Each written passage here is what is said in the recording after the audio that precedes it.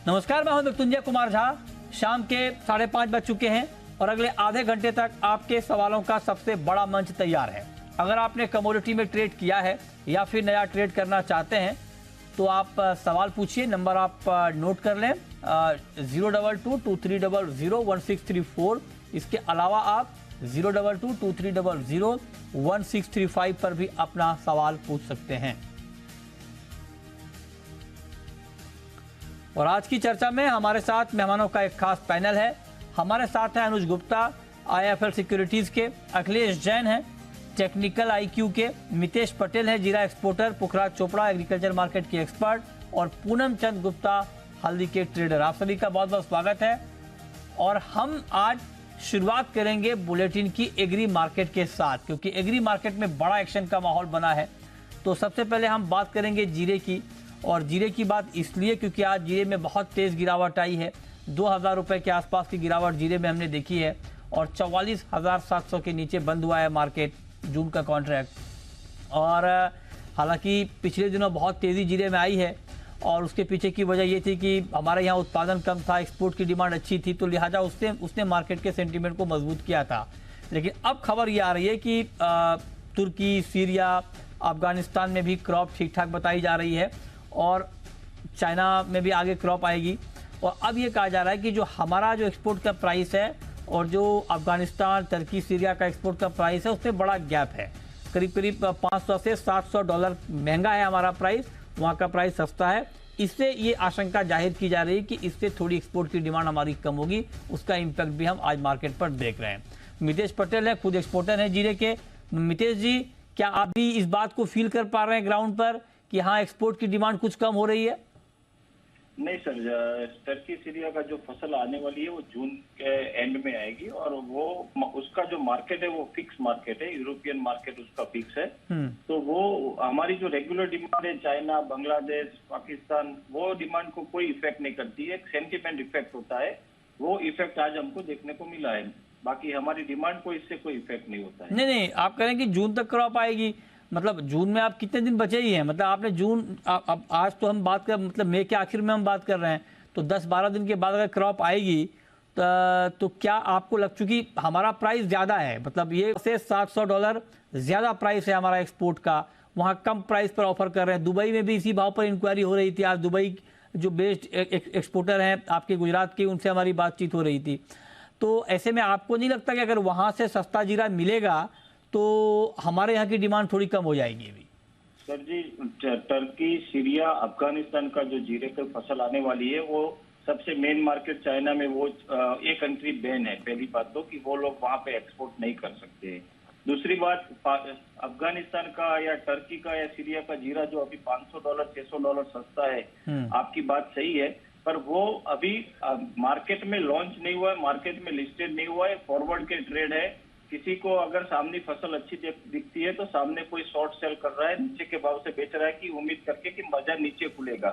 पर जब ये मार्केट में माल आएगा, हाजिर में ऑक्शन में बिकेगा, किसान के हाथ से माल लेना पड़ेगा, तब जाके मालूम पड़ेगा कि मार्केट में क्या जो बात आप कह रहे हैं मितेश जी, लेकिन जब तक ये मालूम चलेगा सर, तब तक तो डिमांड कम रहेगी ना आपकी? नहीं सर, डिमांड तो बिल्कुल बनी हुई है। आज एक मई से लेके 10 मई तक का एक्सपोर्ट का फिगर आज 8,000 टन का इंडिया से हुआ है। तो डिमांड कम है वो कैसे? नहीं, डिमांड नहीं, आप मेरी बात को आप गलत तरीके से ले रहे हैं। मैं क्या कह रहा हूं, मैं कह रहा हूं कि अब तक की डिमांड कमजोर नहीं थी, अब तक बेहतर डिमांड थी, तभी तो जीरा ऑल टाइम हाई पे गया। इसमें किसी को शक नहीं है। जो मैं आपसे बात कर रहा हूं या फिर जो मैं आपसे सवाल पूछ रहा हूं, वो मैं पूछ रहा हूं यहां से आगे के लिए। और ये ऊंझा के ही लोग कह रहे हैं कि अब यहां से अगले कुछ दिनों तक, अगले 1 महीने तक, 15 जून तक डिमांड कम रहेगी। आप कह रहे हैं कि डिमांड कम नहीं रहेगी। सर, जो फंडामेंटल के हिसाब से जो डिमांड है वो इंडिया, ये टर्की सीरिया का जीरा हमारी इंडिया की डिमांड को कुछ असर नहीं करता है, कोई इफेक्ट नहीं करता है। ये सिर्फ माइंडसेट होता है, टर्की सीरिया का जीरा आने वाला है। अब मैं आपको ये बताना चाहूंगा कि सर, सीरिया का जीरा पिछले साल सिर्फ 5,000 टन था, वो आज 15 से 20,000 टन के बीच में आने वाला है। पर उसकी एवरेज क्रॉप है वो 30,000 टन की है। 30,000 क्रॉप नहीं आ रही, सिर्फ 20,000 टन की क्रॉप आ रही है। नहीं, एवरेज छोड़िए, आप ये बताइए लास्ट ईयर कितनी क्रॉप थी वहाँ? लास्ट ईयर 5,000 से 7,000 टन थी, वो 20,000 टन आ रही सर है। बताइए, 7,000? नहीं नहीं, आपका तो मैथ अच्छा है, मुझे किसी ने बताया। बिल्कुल, 7,000 टन से बढ़कर अगर 20,000 टन पे उत्पादन पहुंचे तो इसको कितना गुना बोलेंगे? सर, परसेंटेज टर्म में कितना ज्यादा बोलेंगे इसको? इसकी एवरेज फसल 30,000 टन मिनिमम आनी चाहिए। मैं वो एवरेज पे 30,000 नहीं जा रहा हूँ टन सर, नहीं आ रही, एवरेज उससे में भी डूबने कम का है। खतरा होता है। मितेश जी, अच्छा, बचपन में आपने भी पढ़ा होगा कि एवरेज बिल्कुल सही। नापने के बाद कभी पानी में नहीं उतरना चाहिए, डूबने का बिल्कुल खतरा सही होता बात है एवरेज में, है ना? मैं इसलिए मैं आपसे बिल्कुल सही लास्ट बात ईयर की है। बात पूछ रहा हूँ। लास्ट ईयर अगर ला- 5,000 टन की क्रॉप थी, अभी लास्ट अगर ईयर 20,000 बारिश टन की क्रॉप है, तो उसको कितना गुना बोलेंगे? बिल्कुल सर, आपकी बात बिल्कुल सही है कि पिछले साल के सामने मुकाबले क्रॉप अच्छी है, पर जो एवरेज फसल है उसके सामने फसल कमजोर है। कोई बड़ी फसल नहीं है। सीरिया की 20,000 खाली टन वाला की है, टर्की की 8,000 टन की है, अफगानिस्तान की 10,000 टन की है, और चाइना की 20,000 टन की फसल आने की उम्मीद है। ठीक है। अब जरा हमें ये बताइए मितेश जी कि आपके हिसाब से क्या जीरे का प्राइस इस भाव पर अभी रुका रहेगा, या एक बार फिर से हम वही रॉकेट देखेंगे 4% 6% वाला ऊपर में? जो करेक्शन मार्केट में आना चाहिए था, ये 495 तक गया था जीरा। जो करेक्शन आना चाहिए था, प्रॉफिट बुकिंग आना चाहिए था, वो आज हो गया है सर। मुझे यहाँ से वजन डाउन ट्रेंड नहीं दिखता है। अब ट्रेंड दिखता है? अब ट्रेंड बिल्कुल दिखता है सर। कितना दिखता है? जीरा की नई फसल आने को अभी 9 महीने का टाइम है। इतनी बड़ी स्टॉक नहीं है, किसी ट्रेडर ने स्टॉक नहीं किया है, फार्मर के हाथ से माल निकल गया है।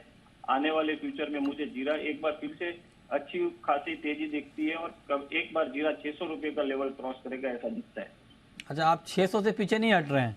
बिल्कुल सर। अच्छा, एक बार बताइए मितेश जी कि आप तो एक्सपोर्टर हैं सर, जी सर। एक्सपोर्ट करते हैं आप माल? बिल्कुल सर। ठीक है, तो आप खरीदते हैं मंडी में जीरा? बिल्कुल सर। तो आपको अगर मान लीजिए यहाँ सस्ता जीरा मिलेगा और एक्सपोर्ट का प्राइस ज़्यादा रहेगा तो आपको अच्छा फायदा होगा। बिल्कुल सर। तो फिर आपका इंटरेस्ट तो इस बात में नहीं होना चाहिए कि जीरे के दाम बढ़े? बिल्कुल सर, जीरे के दाम बढ़े उसी में, वो हमारा इंटरेस्ट नहीं रहता है सर। हमारा इंटरेस्ट रहता है कि व्यापार होना चाहिए। नहीं, व्यापार होना चाहिए। व्यापार तो मान लीजिए अगर आप खुद इस बात को मान रहे हैं कि दाम जब बहुत ज़्यादा बढ़ते हैं तो कोई स्टॉक करने से डरता है, एक्चुअल डिमांड ही लेता है। अभी के हिसाब से मार्केट में माल हैंड टू माउथ ही है। ये रेट ऊपर है, पर मार्केट में जो सप्लाई होनी चाहिए उतनी सप्लाई फार्मर और ट्रेडर के लेवल से मंडियों में नहीं हो रही है सर। लेकिन एक बार बताइए मितेश जी, आप भी एक्सपोर्टर हैं, मैं कुछ और एक्सपोर्टर से बात कर रहा हूँ, उनकी राय और आपकी राय में बिल्कुल डिफरेंस है। मतलब वो कुछ, उनका कहना है कि नहीं अभी 1-2 महीने तक डिमांड रुकी रहेगी, है ना? क्योंकि ऑब्वियस सी बात है, अगर चाइना को कहीं पे $5100-5200 के भाव पर माल मिलेगा तो वो इंडिया से $5800 के भाव पर क्यों लेगा? तो वो कह रहे हैं कि 2 महीने तक डिमांड रुकी रहेगी। लेकिन आप कह रहे हैं कि डिमांड बनी रहेगी, तो सर किसकी बात को माना जाए? जो दर्शक, देखिए जो हमारा ऑडियंस अभी सुन रहा है, क्योंकि आप लोगों को सुनने के बाद वो प्लानिंग करते हैं अपने ट्रेड की, तो क्या किस पे भरोसा करें? सर, मैं एक बात आपको क्लियर करना चाहता हूँ कि टर्की, सीरिया और अफगान का जीरा चाइना में बैन है। दूसरी बात, अफगानिस्तान का, सीरिया का और टर्की का जीरा जो आता है वो लोग मशीन क्लीन बोलते हैं, पर उसके बावजूद उसमें 5 से 6% का एडमिक्शन रहता है। तो वो माल रॉ मटेरियल ही आता है, किसी को फिनिश गुड नहीं मिलता है। दूसरी चीज, वो माल की सिक्योरिटी ये नहीं है कि अगर समझ लो कल $200-300 की मार्केट वहां बढ़ जाती है तो मार्केट के जो कॉन्ट्रैक्ट किए उसकी कॉन्ट्रैक्ट की कोई वैल्यू नहीं होती है, उसका शिपमेंट भी नहीं होता है। तो ये सब चीजें ध्यान में रखते हुए पोटेंशियल मार्केट इंडिया ही है सर। अच्छा, पोटेंशियल मार्केट इंडिया ही है। अच्छा, आप बने रहें मितेश जी, क्योंकि आज हमने 3 एग्री कमोडिटी को चुना है, जीरा, टर्मरिक, ग्वार, इस पर हम बात कर रहे हैं। हमारे साथ पूनम चंद गुप्ता हैं जो कि टर्मरिक के ट्रेडर हैं। पूनम चंद जी, आप देखिए कि पहले जीरे में बड़ी तेजी शुरू हुई, उसके बाद टर्मरिक में शुरू हुई, लेकिन टर्मरिक की तेजी लंबी नहीं टिक पाई और आज एक ठीक ठाक करेक्शन आ गया। तो क्या टर्मरिक की तेजी फंडामेंटल के खिलाफ थी, या आपको लगता है कि आज की जो गिरावट है इसे महज एक करेक्शन के तौर पर देखा जाए? कोई शक नहीं कि अब करेक्शन शुरू हो गया है, और भी लगता है कि इसमें 5-7% डाउन जाएगा, क्योंकि सप्लाई अभी हर तरफ से वापस चालू हो चुकी है। जो अभी आज भी मराठवाड़ा एरिया, नांदेड़, बसमत एरिया में 50,000 बोरी की अराइवल है। निजामाबाद 5,000 है, सांगली 7-8 हजार है, इरोड 7-8 हजार है।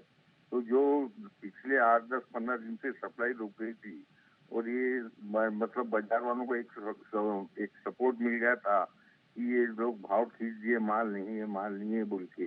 जो ऊपर का लेवल तक ला लिए थे, वो अब एक टाइम पे जरूर करेक्शन आना था और आया है।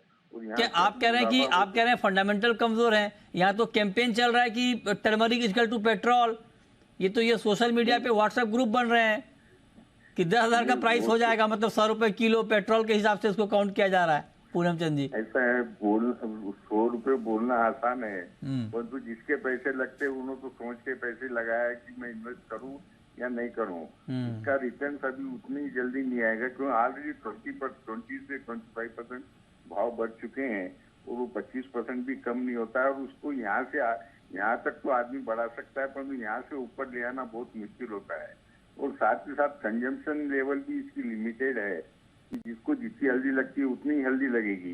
इस हिसाब से अब यहाँ से दिखता है कि इसमें 5-7% की गिरावट आ सकती है। ओके, तो आप कह रहे हैं कि यहाँ पर गिरावट थोड़ी बढ़ सकती है। पुखरा चोपड़ा भी हमारे साथ हैं, एग्रीकल्चर के एक्सपर्ट है। पुखरा जी, आपके मित्र हमारे साथ लाइव हैं, मितेश पटेल जी भी हैं, पूनम चंद जी भी हैं, आप तो सारी कमोडिटी को ट्रैक करते हैं।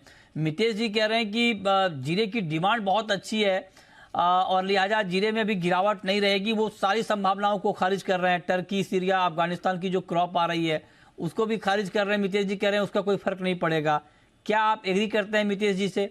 आपको भी लगता है कि हाँ वाकई ये सारे फैक्टर काम नहीं करेंगे? जी, मेरे मित्र एक बात कहने में संकोच कर रहे हैं मृत्युंजय जी। अच्छा, ये जो फंडामेंटल की बात है उसके साथ में उनको ये भी कहना चाहिए कि जैसे आज 2800 रुपए जीरा ऊपर से गिरा, या कल भी जैसे जीरा गिर के ऊपर उठा, फंडामेंटल में ऐसे चेंज आते नहीं है, सिर्फ वायदा में इस तरह के चेंज आते हैं। तो वायदा में जब इस तरह के चेंज आते हैं, इसका मतलब है कोई न कोई व्यक्ति या कोई न कोई ग्रुप इसमें घाटा नफा कर रहा है। अच्छा, देखिए कल हल्दी 8700 रुपए थी, और आज हल्दी 8200 रुपए हो गई। 500 रुपए आप पूछ लीजिए, इनको फंडामेंटल में चेंज नहीं आया होगा। इसी तरह से जीरा का 3000 का चेंज नहीं आया होगा। जब वायदा बाजार किसी चीज का चलता हो तो फंडामेंटल के साथ में यह बात बतानी जरूरी है कि ये बाजार क्यों घटा है या ये बाजार क्यों बढ़ा है। अब घटने की जीरा में कोई प्ली नहीं है 5 दिन से, और फिर भी बाजार घट गया। जो 49,800 रुपए जीरा बिका था वो आज 44,100 रुपए बिक गया। तो ये गड़बड़ क्यों आई? मेरे ख्याल से मितेश भाई इस पे थोड़ा बता देते। ये बहुत ही महत्वपूर्ण बात पुखरा जी आपने कही है कि जब फंडामेंटल इंटैक्ट हैं, फंडामेंटल इतने मजबूत हैं, तो 6,000 रुपए दाम ऊपर से क्यों गिर गए? मतलब इतनी गिरावट तो नहीं आनी चाहिए थी। मितेश जी, इस पर आपका क्या जवाब होगा? सर, कोई ग्रुप का प्रॉफिट बुकिंग ये हो सकता है, किसी का शॉर्ट सेलिंग हो सकता है। बाकी हाजिर मार्केट में कोई घबराहट नहीं है। हाजिर मार्केट आज भी तंदुरुस्त खड़ा है सर। नहीं, हाजिर में क्या इतना उठापटक नहीं हुआ है आज? हाजिर का प्राइस क्या है आज? हाजिर का मार्केट में आज भी 4,500 में 4,050 में कच्चा माल बिकता है। यहाँ पे अगर इसको हम प्रोसेस करके एक्सपोर्ट करें तो आज भी 480-90 रेट पे हम बेचते हैं। नहीं, प्रोसेस का रेट मत जोड़िए सर। प्रोसेस का रेट तो फिर पहले आप नहीं जोड़ते थे, अभी आप जोड़ने लगे हैं। मैं तो अभी आज के हिसाब से पूछ रहा हूँ।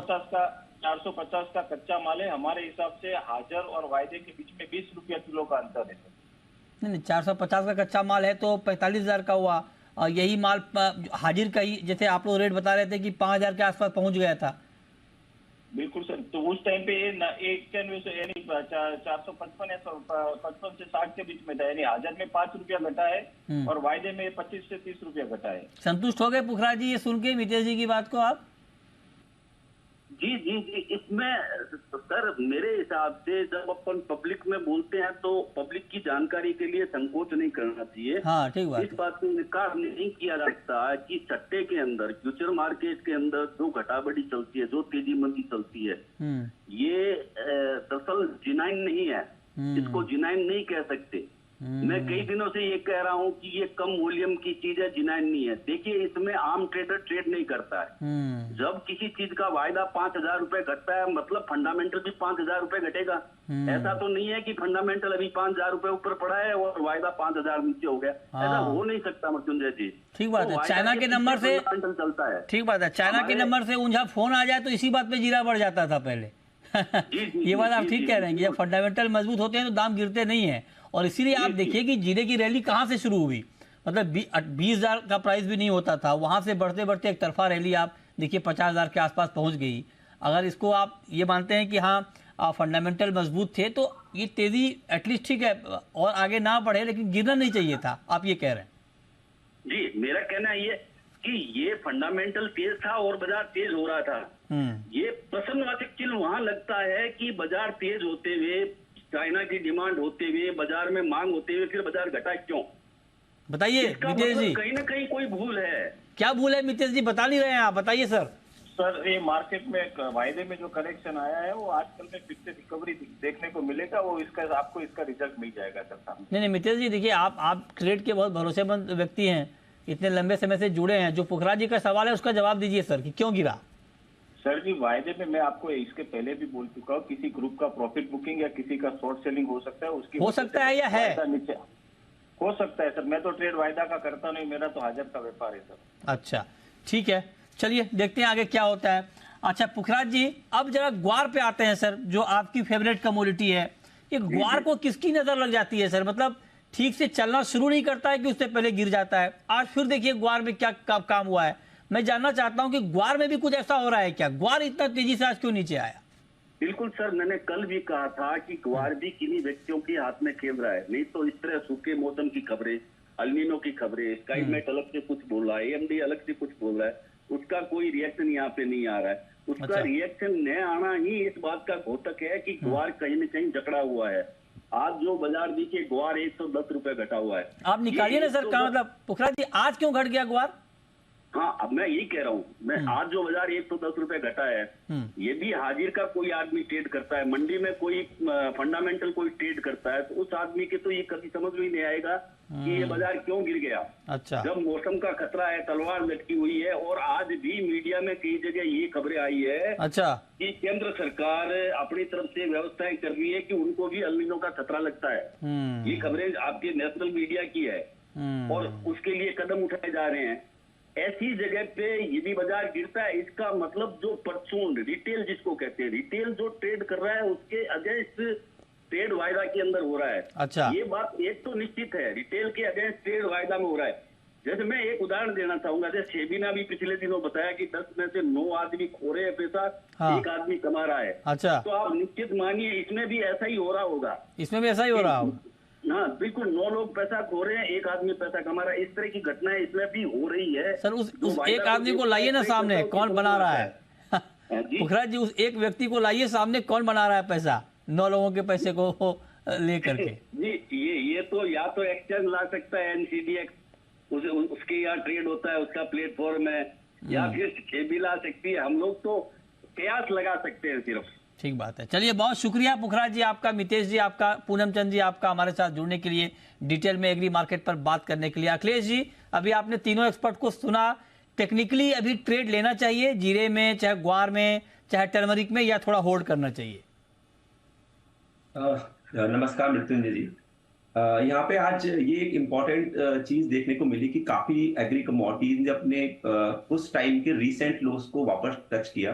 जैसे गंवार गम हुआ, कैस्टर हुआ, तो कुछ वायदास के अंदर एक सिग्निफिकेंट फॉल आया। जीरा ने भी अभी रीसेंट जो अपना 43,800 का लेवल, मैं जुलाई वायदे की बात कर रहा हूँ, 43,800 का जो लेवल अभी रिसेंटली टच किया था, उसको वापस से रिटेस्ट करने आया है। तो मुझे लगता है कहीं ना कहीं एग्री कमोडिटीज में अगर ये आज के जो लोज बने हैं वो अगर मेंटेन रहते हैं तो यहाँ से एक बार वापस से पुल बैक आना चाहिए। स्पेशली जीरा में मुझे लगता है कि अगर आज का लो ब्रिज नहीं होता तो यहाँ पर वापस से एक रिकवरी हमको देखने को मिल सकती है। और 47,700 से 48,500 तक मुझे लगता है वापस से।